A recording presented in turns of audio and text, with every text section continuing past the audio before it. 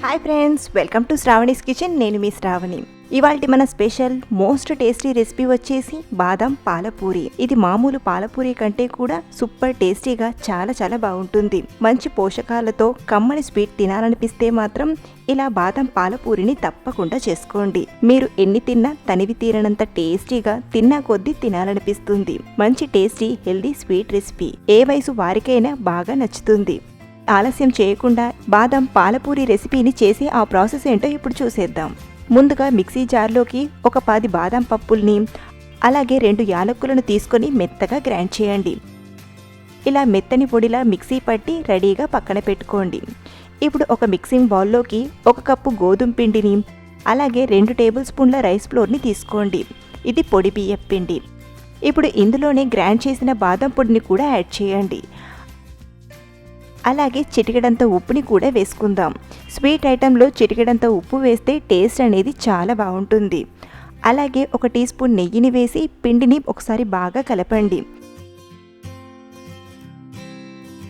పిండికి నెయ్యంతా బాగా పట్టించాక నీళ్లను కొంచెం వేస్తూ సేమ్ చపాతీ పిండిలా సాఫ్ట్గా కలపండి.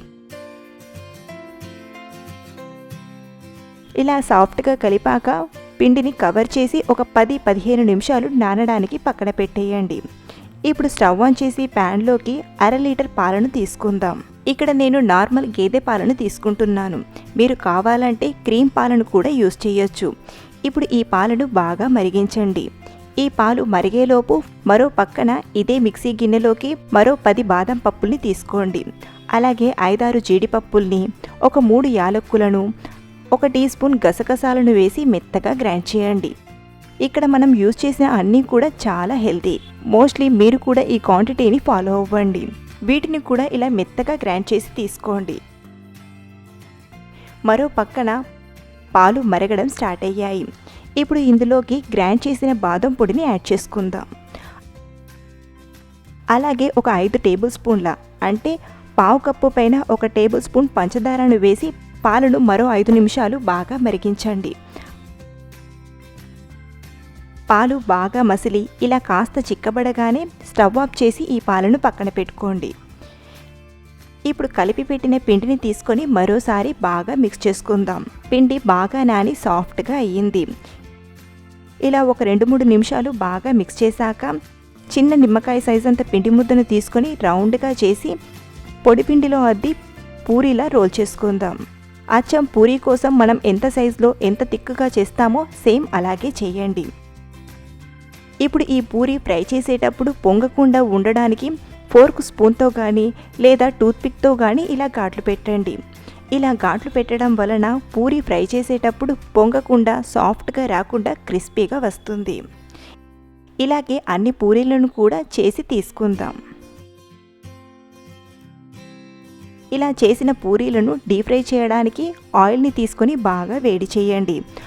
ఆయిల్ బాగా వేడయ్యాక మంటను మీడియం ఫ్లేమ్లోకి మార్చి పూరీని వేసి బాగా ఫ్రై చేయాలి.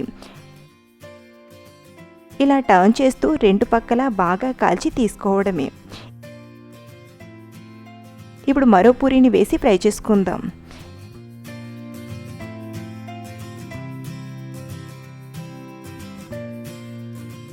ఇలా ఫ్రై చేసిన పూరి కాస్త గోరువెచ్చగా ఉన్నప్పుడే గోరువెచ్చని పాల పాకంలో వేయండి. ఇలా వేసిన పూరీని 10-15 సెకండ్ పాలల్లో ఉంచి పాకం నుండి ప్లేట్లోకి తీసుకోండి. అయితే ఇక్కడ మీకు ఒక విషయం చెప్పాలి. ఏంటంటే మీరు ఈ పాలపూరిని క్రిస్పీగా తినాలనుకుంటే 10-15 సెకండ్లు మాత్రమే పాలల్లో వేసి వెంటనే తినేయండి. అలా కాకుండా మీరు ఈ పాలపూరిని సాఫ్ట్గా తినాలనుకుంటే మరి కాసేపు ఈ పాలల్లోనే నానబెట్టి ప్లేట్లోకి తీసుకొని తినండి. అలా అని మరీ ఎక్కువసేపు ఈ పాలల్లోనే పూరీని నానబెడితే టూ సాఫ్ట్గా అవుతుంది. కాబట్టి పూరీని ఫ్రై చేసి పెట్టుకోండి. మీరు ఎప్పుడు తినాలంటే అప్పుడు పాల పాకాన్ని కాస్త గోరువెచ్చగా చేసి పూరీని వేసి కాస్త నానబెట్టి తీసుకుంటే సరిపోతుంది. అంతే, ఎంతో టేస్టీగా బాదం పాల పూరి రెడీ అయిపోయింది. పాలతో పాటు ఈ పూరీని తింటే కడుపు నిండా ఆరగిస్తారు. అంత బాగా ఎవరికైనా నచ్చుతుంది.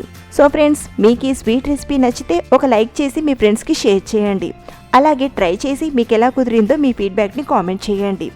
అలాగే ఫ్రెండ్స్, ఇప్పటి వరకు మన ఛానల్ని సబ్స్క్రైబ్ చేసుకుని వారు వెంటనే సబ్స్క్రైబ్ చేసుకుని పక్కనే ఉన్న బెల్ ఐకాన్ని యాక్టివేట్ చేయండి. Thank you for watching.